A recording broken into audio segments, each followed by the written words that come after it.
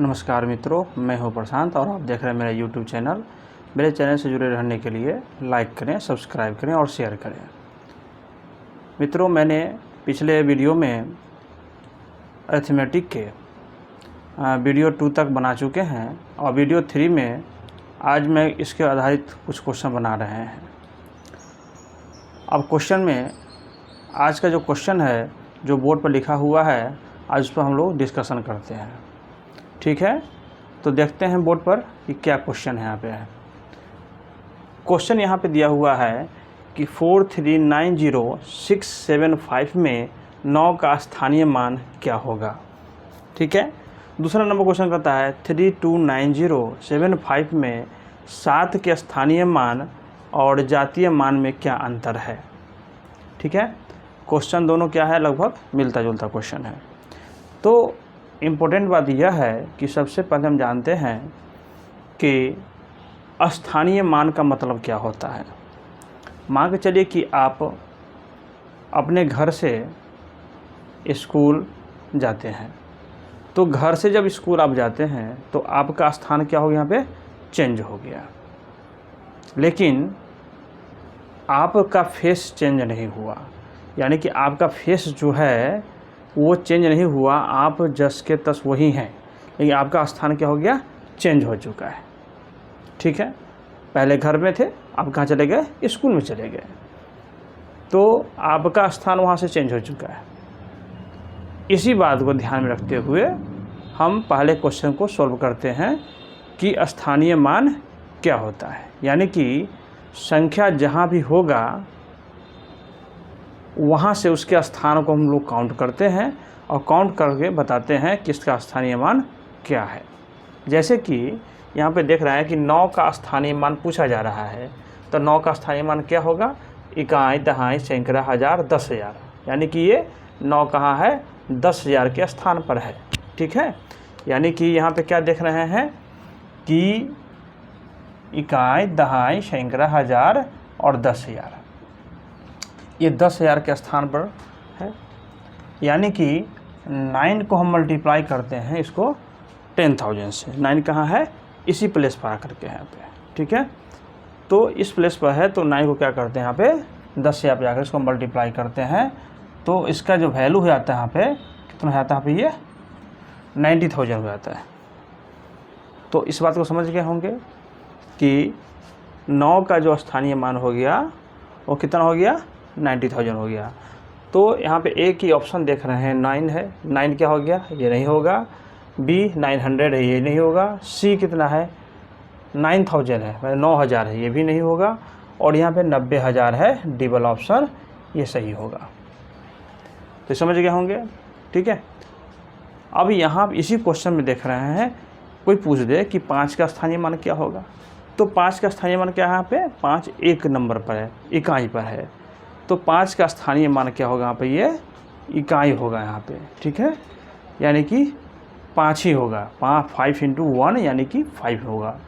पूछा जाएगा यहाँ पे कि 7 का स्थानीय मान क्या होगा, तो 7 का स्थानीय मान क्या होगा, 7 कहाँ है, दहाई पर है, इकाई और दहाई, यानी 10 से 7 को हम गुना कर देंगे, उसका वैल्यू कितना हो गया, 70 हो गया। तो क्या दिखते हैं यहाँ पे कि 7 का स्थानीय मान 70 हो जाता है। इसी प्रकार से 6 को अगर दे दिया जाए कि पूछा जाए कि 6 का स्थानीय मान क्या होगा, तो 6 का स्थानीय मान यानी कि 6 कहाँ पे है, सैकड़ा पर है, तो क्या करते हैं, इकाई, दहाई, सैकड़ा। ठीक है, 6 को जिसके बारे में पूछा गया उसको लिखेंगे, 6 को 100 से गुना कर देंगे, 6 से हो जाएगा, यानी कि उसका स्थानीय मान जो हो जाएगा वो 6 से हो जाएगा। ठीक है, अब सेकेंड क्वेश्चन जो बोल रहा है यहाँ पे है कि 329075, ठीक है, में 7 के स्थानीय मान और जातीय मान में क्या अंतर है। तो यहाँ पे जो संख्या दी गई है, संख्या में अंक 7 के स्थानीय मान और जातीय मान में अंतर क्या होगा। बात समझ गए। तो मैंने अभी बताया है कि स्थानीय मान का मतलब ये होता है, अगर आप या कोई बच्चा, कोई राम है, ठीक है, तो वह बच्चा, चाहे आप क्या करते हैं, वहाँ से स्कूल या कॉलेज जाते हैं, तो आपका क्या हो गया, स्थान चेंज हो जाता है। तो स्थानीय मान तो समझ में आ गया, लेकिन आपका जो फेस है वो फेस चेंज नहीं होता है। यानी कि आपका जातीय मान, फेस इंग्लिश वर्ड है, यानी कि जातीय मान। जातीय मान क्या होगा, आपका फेस चेंज नहीं हुआ, यानी कि आपका जातीय मान चेंज नहीं हुआ। इसका मतलब ये हो गया यहाँ पे कि 7 के स्थानीय मान हम देखते हैं तो 7 कहाँ पे है, इकाई और दहाई पर है। तो मैंने क्या बोला था कि अगर हमको स्थानीय मान निकालना होगा तो हम क्या करते हैं कि स्थानीय मान को हम 7 को हम इकाई और दहाई, जहाँ पे इसका स्थान बन रहा है उसको हम दहाई पर बन रहा है तो इसको दहाई से गुना कर देंगे, यानी कि 70 हो जाता है। इसी प्रकार से हम 7 के जातीय मान के बारे में बोलते हैं। तो जातीय मान क्या होगा, उसका जातीय मान यानी फेस वैल्यू नहीं बदलेगा। राम जहाँ भी जाएगा वो राम ही रहेगा, चाहे आप जहाँ भी जाएंगे आपका फेस नहीं बदलेगा, यानी कि आप वही रहेंगे। तो इसका फेस वैल्यू कितना हो गया यहाँ पे ये, यानी कि इसको हम जातीय मान लिखते हैं। तो जातीय मान जो इसका हो गया, इसका जातीय मान कितना हो गया यहाँ पे ये, यानी कि जातीय मान इसका हो गया यहाँ पे 7 हो गया। ठीक है, ये क्या है, स्थानीय मान है, स्थानीय ये मान है, और ये क्या है, जातीय मान है। तो स्थानीय मान और जातीय मान का क्या पूछा जा रहा है, यहाँ पे अंतर पूछा जा रहा है। आज के बाद आप नहीं भूलेंगे, स्थानीय मान जो स्थान चेंज हो रहा है, आप कहीं जा रहे हैं, जिस जगह पर जा रहे हैं वहाँ पर आपका स्थान हो गया, और माने कि फेस वैल्यू जो हो गया, जातीय मान हो गया जो, वो आपकी नहीं बदलती है, आप जहाँ भी जाएंगे आपका फेस वही रहेगा। ठीक है, तो इस तरह से क्या हो गया यहाँ पे, ये जातीय मान हो गया। अब दोनों का क्या पूछा जा रहा है यहाँ पे कि अंतर बताओ, इसका क्या बताओ, यहाँ पे अंतर बताना है। अंतर कितना हो जाएगा, तो अंतर हो जाएगा ये जो स्थानीय मान में से जातीय मान को हम घटा देते हैं, तो कितना हो गया यहाँ पे, ये 63 हो जाता है, यानी कि 63 हो गया। तो हम क्या देख रहे हैं यहाँ पे कि इसका ऑप्शन जो दिया गया यहाँ पे, ये क्या है, यहाँ पे 63 है, और इसका आंसर सही क्या है, ए नंबर है। अब क्वेश्चन नंबर 3 पे चलते हैं। क्वेश्चन नंबर 3 क्या बोलता है कि 3947497 में कौन सी छोटी संख्या जोड़ी जाए कि योगफल 3 से पूर्णतः विभाजित हो जाए। ठीक है, अब ये जो संख्या दी गई है इसमें कौन सा अंक जोड़ा जाएगा कि क्या हो जाएगा, इसका ये पूर्णतः विभाजित हो जाएगा। मैंने विभाज्यता के नियम वीडियो 1 में पढ़ाया था, और उसमें बताया गया था कि कौन संख्या किस प्रकार से विभाजित होती है। ठीक है, उसका मैंने शॉर्ट ट्रिक्स बता दिया था उसमें। इसी प्रकार से 3 के लिए मैंने बताया था कि जब किसी भी संख्या में दिए गए अंक को जोड़ देते हैं और जोड़ने के बाद जो भी मुझे संख्या प्राप्त होती है उस संख्या में, है ना, अगर 3 से डिवाइड करें, भाग दें, तो क्या होगा, पूर्णतः जब कट जाती है तो क्या होता है, 3 से वो विभाजित हो जाती है संख्या। ठीक है, तो आप देखते हैं संख्या में क्या यहाँ पे है कि इसको हम निकालते हैं, निकाल के देखना पड़ेगा मुझे कि इसमें क्या हम ऐड करेंगे ताकि वो 3 से पूर्णतः विभाजित हो जाए। तो इसको क्या करें, प्रत्येक अंक को हम जोड़ेंगे, जैसे 3 हो गया प्लस 9 हो गया प्लस 4 हो गया प्लस 9 हो गया प्लस 7 हो गया, जोड़िए इसको, 9 3 12 4 16 16 9 25 25 7 32। ठीक है, 32। अब 32 में क्या करते हैं, अगर 3 से विभाजित करते हैं इसको तो 32 क्या होगा, यहाँ पे कटेगा नहीं। ठीक है, हाँ, इसके आगे वाला संख्या क्या होगा, 33 कट जाएगा। इसका मतलब क्या हुआ कि इसमें आगे वाला संख्या में, माने कि 32 में 1 जोड़ देंगे तो मुझे कितना मिल जाएगा, 33 मिल जाता है। और 33 क्या होता है, ये 3 से पूर्णतः विभाजित हो जाती है। ठीक है, तो इस प्रकार से मैंने क्या देखा कि संख्या में 1 को जोड़ देंगे, ठीक है, तो क्या हो जाएगा, यहाँ पे ये जो संख्या है वो 3 से पूर्णतः विभाजित हो जाती है। ठीक है, तो आप इसको समझ गए होंगे। अगले प्रश्न पर जाने से पहले आप इसको नोट कर लें। ठीक है, चलिए, ठीक है मित्रों, अब जैसा कि आप बोर्ड पर देख रहे हैं कि कुछ मैंने क्वेश्चन लिखा है, इस क्वेश्चन को मैं पढ़ के सुनाता हूँ और इसको सॉल्व करने की कोशिश करता हूँ। जैसे कि लिखा हुआ है क्वेश्चन 4 में कि संख्या 2 स्टार 3 4 5 यदि 9 से पूर्णतः विभाज्य हो तो स्टार के स्थान पर अंक क्या होगा। ठीक है, स्टार के स्थान पर क्या होगा, ठीक है। तो इस अंक को हम कैसे ढूंढेंगे कि स्टार के स्थान पर वो क्या होगा, तो इसमें भी विभाज्यता का नियम को यूज करेंगे और इस आंसर को ढूंढेंगे, इस अंक को ढूंढेंगे कि वो अंक कौन सा है। तो क्या करते हैं यहाँ पे है कि इस सभी को हम जोड़ेंगे, जैसे कि यहाँ पे 2 plus star plus 3 plus 4 plus 5 क्या होगा यहाँ पे 2, 3 प्लस 2 5, 5 प्लस 4 9, 9 प्लस 5 9 5 14, कितना हो गया यहाँ पे ये 14 हो गया। अब क्या बोल रहा है यहाँ पे ये कि ये 9 से पूर्णतः विभाजित हो जाएगा, ठीक है। इसका मतलब ये हो गया कि 14 9 से पूर्णतः विभाजित नहीं है, यानी कि 14 में हम क्या ऐड करेंगे क्योंकि क्या हो जाएगा वो पूर्णतः विभाजित 9 से हो जाए। तो इसका मतलब हो गया कि 9 का जब टेबल पढ़ते हैं तो ये 2 बार में 18 मिलता है मुझे। इसका मतलब यह हुआ कि अगर हम 14 में अगर हम 4 को जोड़ दें, क्या करें हम, तो कितना मिलता है यहाँ पे 18 मिलता है। तो जो 18 मिलता है वो क्या होता है भाई, ये 9 से पूर्णतः विभाज्य हो जाता है।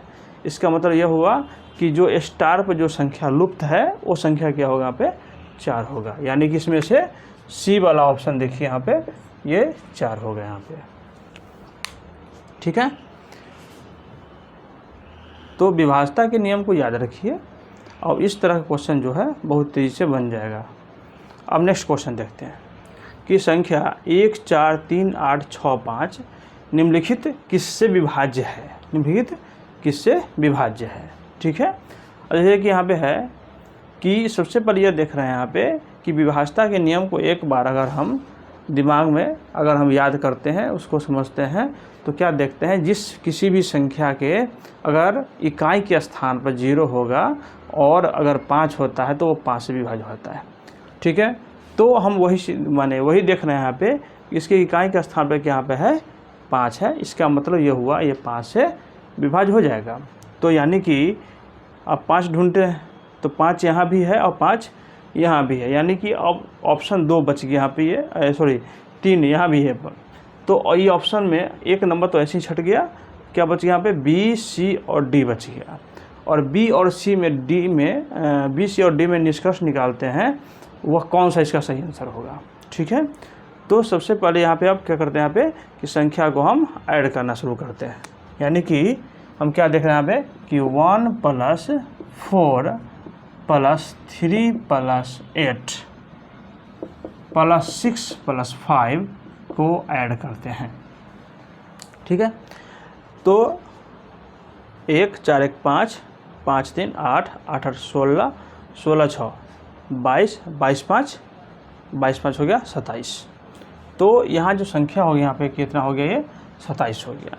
तो 27 वह नंबर है जो 9 से भी विभाज्य होती है, क्योंकि 9 का टेबल में आता है और 3 के टेबल में भी आता है, ठीक है।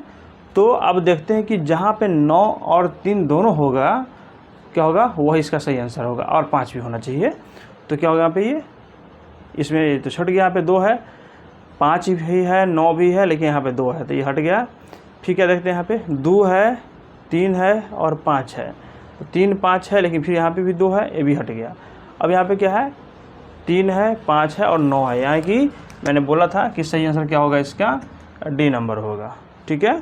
क्योंकि ये 3 से और 9 से भी विभाज्य है संख्या ये, अब 5 से ऑलरेडी ये विभाज्य है, जिसके इकाई के स्थान पर यहाँ पे 5 है। इस कारण से यह इसका सही माने जो आंसर होगा यहाँ पे डी होता है, ठीक है। अब अगला देखते हैं क्वेश्चन नंबर 6 को।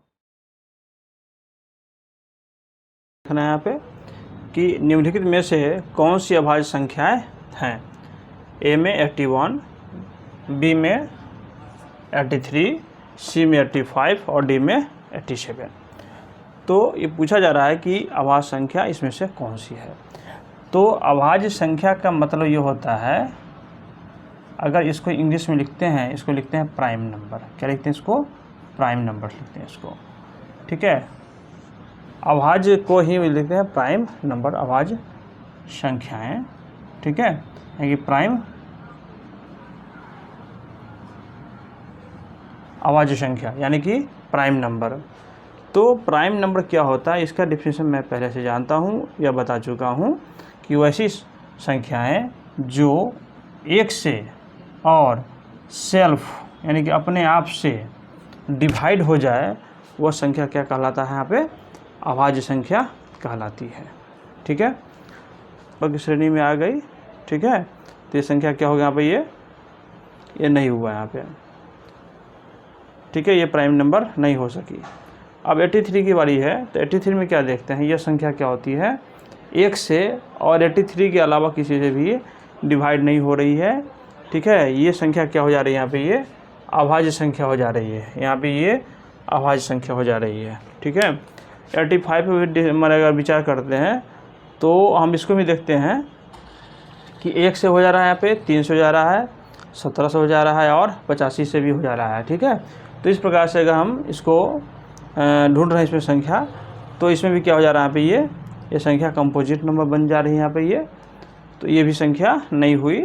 और 87 में यही हाल है यहाँ पे कि 1 से हो जा रही है, 3 से हो जा रही है, 29 से और 87 से, यानी कि 2 से ज़्यादा इस सभी में संख्याएं मिल रहे हैं। और केवल यहाँ बी में नंबर में क्या है, यहाँ पे 83 में केवल 2 माने नंबर ऐसा है। ठीक है, 1 और जो इटसेल्फ है इसी से ये विभाज्य हो जा रही है। ठीक है, तो इसका सटीक जो सही आंसर होगा इसका होगा यहाँ पे ये 83 हो गया। ठीक है, इसको आप नोट कर लीजिए और मेरे चैनल को जो सब्सक्राइब जरूर कर दें, लाइक करें और शेयर करें, ताकि आपको और मित्रों भी हमसे जुड़ सकें और वीडियो की व्यू बढ़ेगी, जिससे मेरा हौसला भी बढ़ेगा। ठीक है, चलिए धन्यवाद।